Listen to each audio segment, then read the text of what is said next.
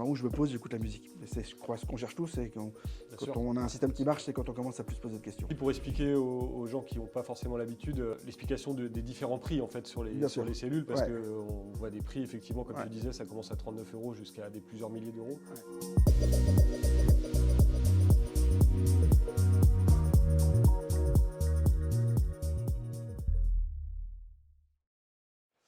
Bonjour à tous, journée un peu spéciale aujourd'hui chez EFI35 puisqu'on reçoit Arnaud Malan de la société Audio-Technica qui va nous présenter différents types de cellules de sa marque. Et donc j'ai profité de sa venue pour discuter un petit peu avec lui des cellules qu'il propose, des technologies de cellules et qu'on voit un peu les avantages et les inconvénients des différentes technos. Donc déjà, bonjour Arnaud. Bonjour Maël. Est-ce que tu peux nous présenter rapidement la marque Audio-Technica? Oui, bien sûr. Alors, Audio-Technica est une très ancienne marque et fabricant de cellules, puisqu'on a fêté en 2022 les 60 ans de la marque. Audio-Technica a été créée en 1962, du coup au Japon, par le fondateur Hideo Matsushita, qui travaillait, pour l'anecdote, dans un musée d'art moderne et qui organisait des soirées audiophiles, comme les Japonais adorent faire. Et il n'était pas très satisfait de ce qu'il trouvait en cellules abordables. Donc il a commencé à imaginer lui-même la première cellule, qui s'appelle l'AT1, qui était le premier produit Audio-Technica. Et 62 ans après, on produit encore des cellules avec une gamme de prix qui va de 39 à 5200 €, de l'AMM, de l'AMC, toutes les catégories. Et on est aujourd'hui, on fait partie des fabricants majeurs de cellules sur le marché. Et donc Audio-Technica, le métier de base, c'était de faire des transducteurs, puisqu'une cellule, c'est des bobines et des aimants, on en parlera un petit peu après.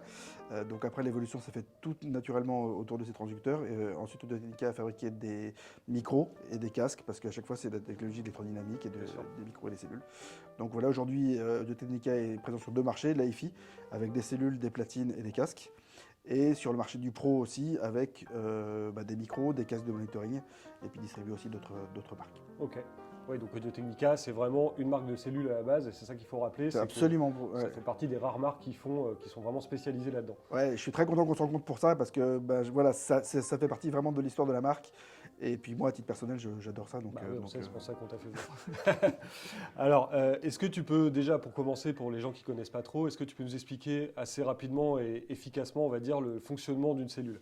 Ouais, je vais essayer de faire le plus rapide possible, mais on ait quand même une idée un petit peu du fonctionnement général. Alors, une cellule, c'est un transducteur, c'est-à-dire que la fonction de la cellule, c'est de transformer une vibration mécanique, qui est la vibration du diamant dans le fond du sillon, que tu entends si tu coupes la chaîne et tu entends toujours un petit son. C'est de transformer cette vibration mécanique en signal électrique, qui va passer dans ton préampli, dans ton ampli, etc., et qui va ressortir par THP, qui sont d'autres transducteurs, puisqu'ils transforment le signal électrique en vibration de l'air. Tout à fait. Donc ça, c'est la fonction de la cellule. Tu veux qu'on commence déjà un petit peu à voir comment ça fonctionne techniquement? Ouais, on peut expliquer. Alors, on sait qu'il y a deux technologies, principalement MM et MC. Oui, absolument. Voilà. Donc, peut-être expliquer les différentes parties d'une cellule déjà. Exactement. En quelques mots. Alors, déjà, on va revenir à la base, ton vinyle, ton sillon. Un sillon de vinyle, c'est une espèce de V, voilà, avec un canal gauche et un canal droit. Le grave qui est en haut, alors c'est contre-intuitif parce que quand on parle du bas en Wi-Fi, c'est le grave, mais en l'occurrence, le bas, c'est l'aigu et le grave est en haut. Et puis tu as des petites bosses et des petits creux, des aspérités qui vont faire vibrer ton sillon. Et donc la fonction de la cellule, c'est d'aller chercher ces petites vibrations et les transformer en signal électrique. Le premier point de contact entre ta cellule et toute ta chaîne Wi-Fi en fait, et ton disque, c'est le diamant. C'est pour ça que j'insiste beaucoup sur ce point aujourd'hui, parce que toute l'information que le diamant n'ira pas chercher dans le disque, tu ne pourras pas la recréer derrière. Voilà. Donc c'est pour ça que je dévoile un petit peu, mais l'idée c'est d'avoir un diamant avec la taille la plus complexe possible pour être collé le plus possible au sillon, du haut en bas de la cellule, pour aller chercher toute l'information. On parlera des tailles après un petit peu. On en parlera, mais en gros c'est l'idée. Ton diamant, il est serti ou collé sur une petite tige, qui est un des rares éléments qu'on voit à l'œil. C'est une petite tige souvent en aluminium ou dans d'autres matériaux. Ça s'appelle le cantilever. La fonction du cantilever, c'est de transmettre les vibrations du diamant jusqu'aux bobines ou jusqu'aux aimants. Alors, rapidement, il y a différents types de cantilever, des tubes en aluminium sur les petites cellules, du bore sur les grosses cellules et puis d'autres matériaux. Ce qu'on recherche avec le cantilever, c'est qu'il soit le plus léger et le plus rigide possible. Ton cantilever, il est tenu par une suspension, qui est un petit disque en élastomère, souvent noir, que tu vois au bout du cantilever, sa fonction, c'est comme une suspension, c'est à la fois de tenir le dispositif pour pas qu'il s'écarte sur des grosses impulsions dans le graphe, par exemple, et d'amortir. Exactement comme pour une voiture, un vélo, une moto. Si tu mets une suspension de petite voiture sur un gros SUV, ça va se tasser, ça ne marchera pas. Si tu mets la suspension de SUV sur la petite voiture, ça va être beaucoup trop raide, ça ne marchera pas non plus. Donc c'est pour ça qu'on parle souvent de compliance, on n'en parlera peut-être pas trop aujourd'hui. L'idée, c'est la compliance, c'est la souplesse, et l'idée, c'est que la souplesse de la suspension corresponde au poids de ta cellule et au poids de ton bras. Ok. Voilà. Donc c'est vraiment une suspension. C'est une suspension. Comme sur un haut-parleur. Voilà, c'est ça. Et qui dit suspension dit le fait qu'il faille roder une cellule. Moi, je recommande au moins une trentaine d'heures pour qu'une cellule commence à marcher, parce que dès qu'on a une suspension avec un élastomère, il faut qu'il s'assouplisse, qu'il se fasse. Donc voilà, pour juger de vos cellules, attendez une trentaine d'heures avant de vous faire une idée. Ok. Et donc au bout de ton cantilever, tu as soit des diamants, soit des bobines. Si c'est les aimants, soit des aimants, soit des bobines. Si ce sont les aimants qui vibrent en même temps que le diamant, c'est une cellule à aimant bobine. Et dans ce cas-là, tu as des bobines dans le corps de la cellule. Si ce sont des bobines qui sont solidaires du cantilever et qui vibrent avec le diamant, c'est une cellule à bobine mobile. Voilà. Alors, aimant mobile, MM en anglais pour moving magnet, c'est-à-dire aimant mobile. Et bobine mobile, MC pour moving coil, bobine mobile. D'accord. Voilà. Il y a une différence entre ces deux. Oui, alors il y a une grosse différence, même si les choses ont un petit peu évolué. Bon, on avait quasiment fini, hein, donc du coup, dans le corps de la cellule, tu vas retrouver tes aimants ou tes bobines, et puis un corps qui va devoir être le plus inerte possible pour ne pas créer de vibrations parasites, de distorsion. D'accord. Alors, il y a une différence théorique qui est que ce qu'on recherche pour avoir le plus de finesse possible, c'est d'avoir un équipage mobile le plus léger possible. Donc, toute la partie qui a bougé, le plus... En théorie, c'est plus facile de faire quelque chose de léger avec des bobines qu'avec des aimants. D'accord. Sur tout ce qui est haut de gamme, très haut de gamme aujourd'hui, il n'y a que la bobine mobile qui permet d'avoir les meilleurs résultats. Sur le milieu de gamme, par contre, j'ai un avis qui est plus mitigé parce que en fait, ce qui se passe, c'est que dans les années 60, on avait des aimants en ferrite qui étaient très lourds et donc du coup, c'était difficile de faire marcher une cellule à aimant mobile parce qu'on avait ces aimants qui étaient un peu lourds et qui lestaient. Aujourd'hui, il y a des technologies comme le néodyme, le permandur et d'autres matériaux. On arrive à faire des aimants beaucoup plus légers qui marchent très bien. Donc voilà, sur des milieux de gamme, on va dire entre 200 et 700 €, la question peut tout à fait se poser de choisir ou le MM ou le MC, on n'aura pas les mêmes résultats. Voilà, on en reparlera peut-être. D'accord. C'est intéressant. Voilà, c'est vrai qu'on a une vision vraiment très MM entrée de gamme et MC au-dessus. Oui, et c'est pas tout à fait vrai. Alors, sur le très haut, ce sera forcément de la MC. Sur l'entrée de gamme, ce sera forcément de la MM. Au milieu, la question se pose plus, notamment aussi pour des raisons bassement financières. C'est que pour faire marcher de la MC, il faut investir plus au niveau du pré-phono, plus au niveau de la platine aussi, parce qu'il faut une platine très silencieuse. Oui. Donc, c'est plus facile d'upgrader un système avec de la MM, en mettant une belle MM sur un système. Si on met le pied dans l'MC, ça veut dire qu'il faut prévoir par la suite qu'on va devoir faire évoluer aussi sur tout le reste. Alors ce qu'il faut aussi dire quand même, c'est que quand on a une cellule MM, on peut changer le diamant, ce qui n'est pas le cas sur une MC. Absolument. Voilà. Le principe d'une MM, c'est que vous avez la partie diamant qu'on peut changer quand il est usé et qu'on peut changer aussi pour upgrader. C'est tout simple, hein, c'est vraiment un petit système à clipser. Et l'intérêt, ça permet notamment effectivement d'upgrader une cellule. On peut commencer par une cellule MM avec un diamant moyen, typiquement un elliptique. Et puis si on veut commencer à monter en gamme, on va changer que le diamant. Donc ça fait aussi moins de dépenses. Voilà. D'accord. Et aujourd'hui, chez Audio-Technica, on a 3 gammes de cellules en aimant mobile et on a insisté pour que sur ces 3 gammes, on ait accès à plusieurs diamants pour pouvoir avoir ou un upgrade ou une sonorité qui va correspondre à vos goûts et puis qui va permettre d'équilibrer votre système. S'il est un peu montant, un peu descendant, on peut corriger aussi des choses. Ça, on va en parler un petit peu après avec notamment les différentes tailles de cellules. Ça, c'est hyper intéressant. Ouais. Tu as pris d'ailleurs avec toi des gros diamants. On va regarder ça effectivement après. Alors, je veux juste parler un petit peu des matériaux assez rapidement. Aussi pour expliquer aux gens qui n'ont pas forcément l'habitude l'explication des différents prix en fait sur les cellules, parce qu'on voit des prix effectivement, comme tu disais, ça commence à 39 € jusqu'à plusieurs milliers d'euros. Alors, qu'est-ce qui explique ça? Qu'est-ce qui explique Alors, il y a plusieurs paramètres. Il y a les matériaux dont tu parles. Alors, chez nous, tous les diamants sont en diamant. Donc, ce sera du diamant. Aujourd'hui, on arrive à faire du diamant de synthèse qui est exactement chimiquement la même chose que du diamant minéral. Petit à petit, on essaie de migrer du diamant minéral vers le diamant de synthèse, tout simplement parce que les pays où il y a des mines de diamants sont souvent des pays où les conditions de travail ne sont pas idéales. Donc, petit à petit, on évolue vers ça. Mais on aura toujours du diamant. Par contre, et là, je sors de la petite valise, sur un diamant économique, on va avoir ce qu'on appelle un diamant collé. Donc, pour économiser du matériau, on va tailler un petit bout de diamant qu'on va coller sur un support métallique pour que ça coûte moins cher. Dès qu'on passe sur un diamant un peu plus haut de gamme, on a ce qu'on appelle un diamant intégral, nude en anglais. Et là, toute la partie du diamant est en diamant. Donc ça évite tout ce qui est distorsion, vibration, parasites, mais forcément, ça coûte un peu plus cher. Oui, bien sûr. Sur les matériaux, on en parlait tout à l'heure. Un cantilever de base, entre guillemets, enfin, ça peut donner déjà des bons résultats, ça va être un petit tube en aluminium tout simple. Ouais. Quand on va évoluer, on va prendre un tube qu'on va fuseler, donc qui est un peu plus difficile à usiner, qui coûte un peu plus cher. Et sur les cellules, toutes nos cellules les plus haut de gamme, on utilise du bore, qui est un matériel radioactif. Puis les volumes, rassurez-vous, vous risquez pas grand-chose. Mais voilà, parce qu'il a cette caractéristique très léger, très rigide. D'accord. Donc, de ce qu'on va chercher. Idem pour le corps de la cellule, où on va avoir du plastique, on peut avoir de l'aluminium, on peut faire des alliages de métaux avec des sandwichs qui permettent de travailler sur les différentes fréquences de résonance. Donc on a d'une part le prix des matériaux et d'autre part l'usinage et la technique de fabrication, puisque tailler un diamant extrêmement complexe, c'est beaucoup plus compliqué que tailler un diamant juste avec une pointe émoussée, donc ça coûte beaucoup plus cher. Notre cellule la plus haut de gamme, l'RT1000, elle est carrément bobinée à la main, c'est-à-dire que les bobines ne sont même pas faites en machine, c'est des humains qui ont, avec des tolérances incroyables qui bobinent ça, donc c'est du temps et c'est de l'argent. Ouais, c'est normal. Voilà. Alors, on l'a rapidement évoqué, mais on va un peu parler des tailles de cellules, parce que ça, c'est vraiment intéressant. Tu nous en as déjà parlé plusieurs fois, mais tu as ramené ta petite valise, ta super valise. Donc, écoute, si ça te va, je propose que alors, peut-être pas tout détailler, mais au moins aller dans le sens d'une montée en gamme pour expliquer un peu les différences entre les différents diamants. Tout à fait. Donc je me répète, tout à l'heure je t'expliquais que ton sillon de vinyle c'est une espèce de V. Ce qu'on va rechercher avec un diamant, c'est d'avoir la surface de contact la plus importante entre le diamant lui-même et la forme du sillon. Ouais. Ce qui fait la différence entre un petit diamant et un diamant plus haut de gamme rapidement, je t'ai parlé du fait qu'il soit collé pour un diamant économique et qu'il soit nu pour un diamant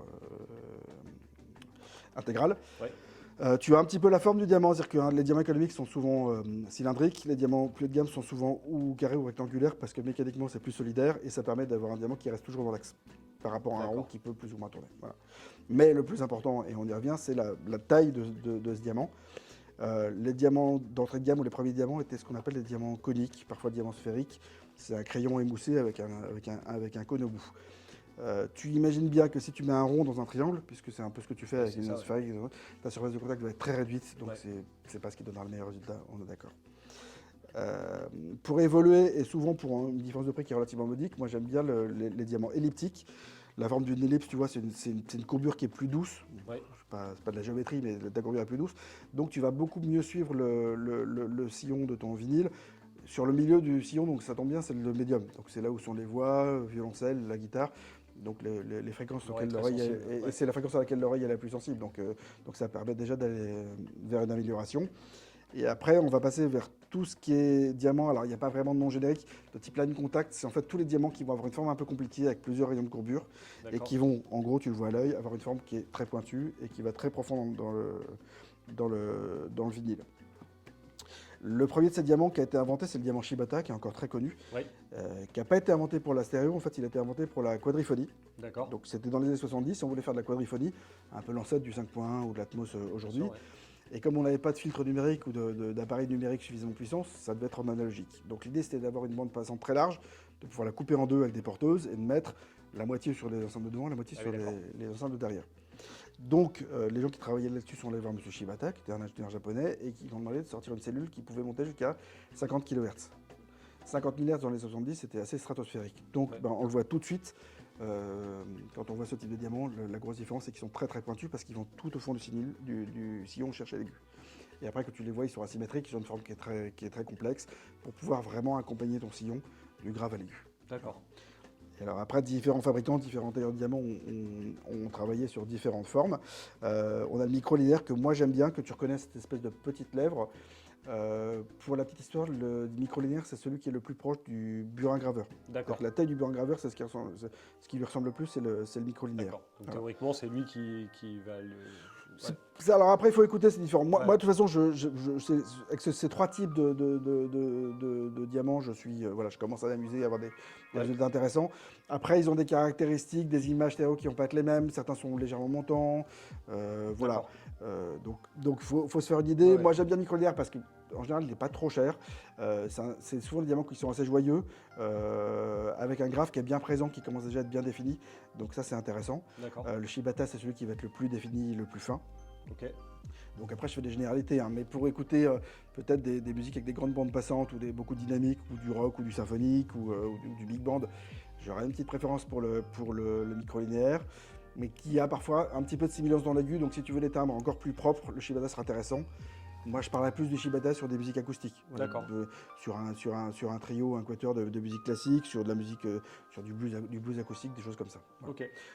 Avec d'un côté la finesse et l'analyse, et de l'autre côté un côté un peu plus dynamique et joyeux. Et puis ce qui met tout le monde d'accord, et j'en parle parce que tu le trouveras que chez Audio-Technica, Ouais. alors que c'est d'autres types de tailles, tu le trouveras dans d'autres marques, que je ne citerai pas aujourd'hui. C'est le diamant SLC pour Special Line Contact. Et si je te le montre à côté d'un Shibata, par exemple, tu vois tout de suite la différence, c'est qu'il est beaucoup plus petit. Ouais.